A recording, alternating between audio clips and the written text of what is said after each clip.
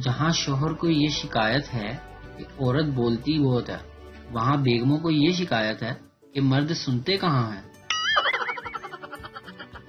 बीवी, आपकी सालगिरह के लिए इतना अच्छा सूट खरीदा है कि बस। शोहर, अच्छा दिखाओ तो जरा। बीवी, मैं भी पहन कर आती हूँ। किसी जगह ज्यादा देर रुकने से इज्जत कम हो जाती है। अब कोरोना को ही देख लो, मार्च में जो इज्जत थी वो अब कहाँ है। पहाड़ी इलाकों में फोग, मैदानी इलाकों में स्मोग और कंवारों की जिंदगी में सोग इस साल भी जारी रहेगा। जितनी मौज मस्तियां करनी है शादी से पहले कर लें। शादी के बाद तो वॉशरूम तक भी बताकर जाना पड़ता है भाई, नहीं तो आवाज आ जाती है, फिर से कहाँ जा रहे हैं आप।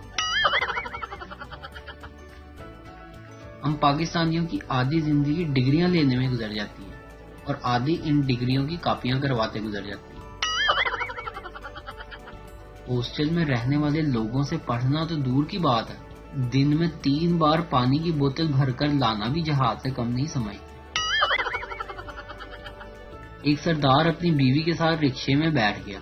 रिक्शे वाले ने शीशे में देखा तो सरदार की बीवी बोली, सरदार जी, ये आदमी मुझे शीशे में से देख रहा है। सरदार बोला, अरे ओ भाई, मेरी बीवी को शीशे में देखता है, तू पीछे बैठ, रिक्शा मैं चलाता हूँ। पप्पू दुकानदार से, आपके पास रंग गोरा करने वाली क्रीम है? दुकानदार, जी है। पप्पू भागते हुए बोला, फिर अपनी निक्की कुड़ी ने लांदा क्यों नहीं।